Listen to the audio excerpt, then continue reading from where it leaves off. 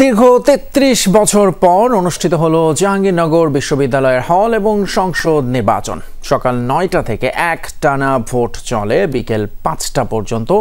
Vote গ্রহণ শেষ হওয়ার ৫ ঘন্টা পর শুরু হয় গণনা। ততক্ষণে এই ভোট ঘিরে জমে ওঠে নানান আলোচনা সমালোচনা। সিনেট ভবনে কেন্দ্রীয়ভাবে এখন জাকসুর ভোট গণনা চলছে। এ বিষয়ে আরো জানাতে আমাদের সঙ্গে সরাসরি সেখান থেকে যোগ দিচ্ছেন সহকর্মী হাসান মিসবাহ।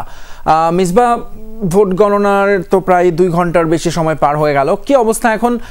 কোনো আভাস পাচ্ছেন কিনা কতক্ষণ লাগতে পারে চূড়ান্ত ফলাফল আসতে?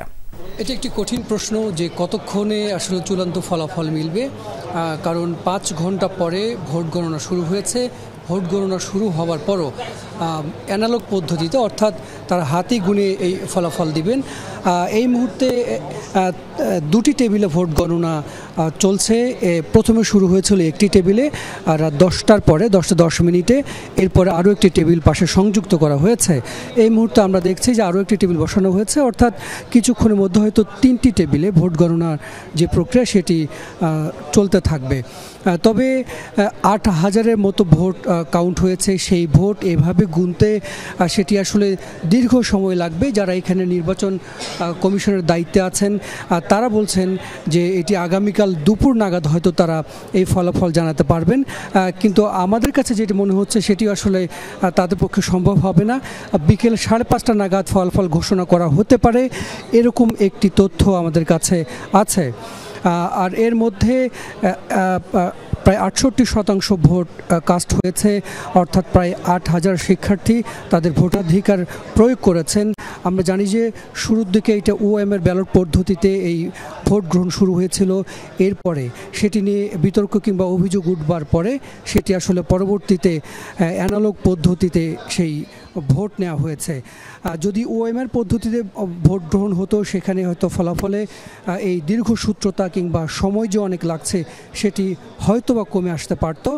এখন যেহেতু একেবারে অ্যানালগ পদ্ধতিতে এই গণনা চলছে, সেটি আসলে দীর্ঘ সময়ের ব্যাপার এবং যারা এখানে কর্মরত আছেন তারা কিন্তু একেবারে ভোর থেকে এই প্রক্রিয়ার সঙ্গে যুক্ত এবং এখন মধ্যরাত, আগামীকাল বিকেল বা দুপুর পর্যন্ত এখন যারা গণনা করছেন তাদের পক্ষে হয়তো সেটি সম্ভব হবে না। তখন হয়তো নতুন সেট আপ বা নতুন করে সেই প্রক্রিয়াটি আবারও শুরু করতে হবে। ফলে এই ভোটের ফলাফল পেতে আমাদের আসলে দীর্ঘ সময়ই অপেক্ষা করতে হবে।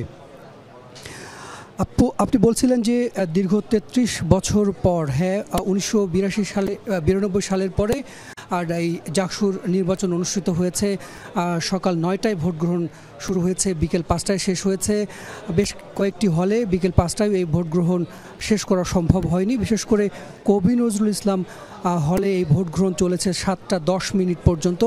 অন্য হলের তুলনায় এখানে ভোটারের সংখ্যা প্রায় 3 গুণ, অর্থাৎ অন্যান্য হলে 200 বা 250 ভোটারও আছে, এখানে ভোটারের সংখ্যা ছিল 992 এবং এখানে ভোট কাস্ট হয়েছে 807টি। সব মিলিয়ে আমরা দেখেছি যে প্রায় 68% ভোট কাস্ট হয়েছে 21টি হলে।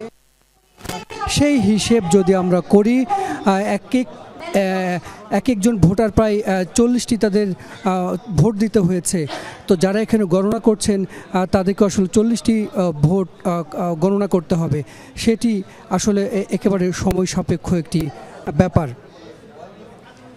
আমরা একটু দেখে আসি যে কোন হলে কত শতাংশ ভোট পড়েছে, সেটি একবার একটু দেখে আসা যাক। আল বিরুনি হলে মোট ভোটার ছিল 211 জন, সেখানে ভোট কাস্ট হয়েছে 125। কামাল উদ্দিন হলে ভোটার ছিল 341, সেখানে ভোট কাস্ট হয়েছে 216।